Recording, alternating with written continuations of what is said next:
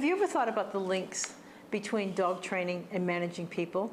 There are actually quite a few, especially if you subscribe to the positive approach to dog training. And that approach is not suggesting that you let the dog do anything they want and let the dog get away with anything. But it does talk about spending more time focusing on what the dog should be doing as opposed to punishing them for what they shouldn't be doing. And the same goes for people. So the first principle is the behavior that you get is the behavior that you acknowledge and the behavior that you reward. So with the dog, even in dog training, they say if the dog is sitting there quietly, say good boy, good girl.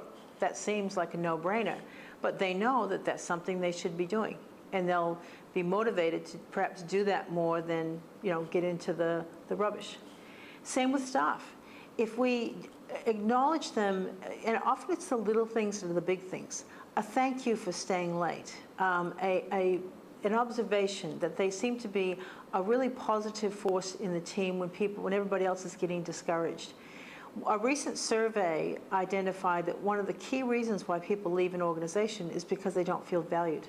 And I think there's a lot wrapped up in that. I think they don't feel valued, they don't feel known, they don't feel like their skills are being used, and basically they don't feel appreciated.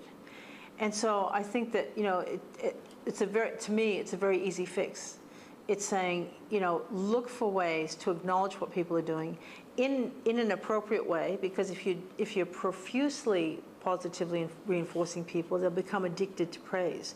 But really look for ways to acknowledge and encourage people, and that's the behavior that you'll get. And often what happens in teams is people will then start to take initiative in areas that perhaps they didn't before. When you do have to correct, be sure that you give guidance with correction. Now, this sounds so simple, but I talk to so many people who will actually quote conversations where a manager has said, "Oh, you're not cleaning the room is clean enough," or you're behind in cashing out. You need to do much better, or you really need to do better at managing your team. They're just not meeting the targets. And when the people ask for specific ways in which they could improve, they're just told, "Just do it." And all of these people will say to me, in my mind, I was doing the best I could do, so I'm really not sure where I need to improve, and I'm not really sure what specific standards they're saying aren't being met. So are you clear about your expectations? And when you have had to correct someone, have you stopped to check for understanding? Do they really understand what it is that they need to do? The other principle is, in dog training, what is the dog born to do? We have border collies. Border collies are born to work. So that means that for our border collies, if we were to put them in a high-rise apartment and have them stay at home all day, and then we come home and we watch TV and that's their life, they would go crazy, because they're born to work, they're born to run. So they need a lot of exercise, they need a lot of activity, they need a lot of intellectual stimulation. And we chose the dogs because that's what we like to do with our dogs, and we like the intelligence of them. But there comes responsibility with that. What do your staff like to do? It may not be part of their job, or they may not be able to do full-time what their real passion is, but how can you use their skills on special projects or as part of the team, or at least acknowledge that that's what their skills are? And offer people pathways. If someone has something that they would like to aspire to, then what can you do to help them either get the training or the experience in your organization to see if it's something that they'd like to do on a longer term basis?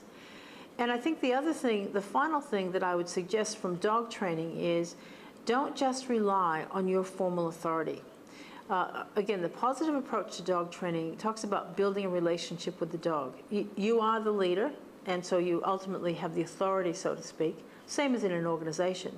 But if you are only relying on your formal authority, then that's going to be a very short-lived outcome in terms of what people are doing, and many times people will just be working out of compliance.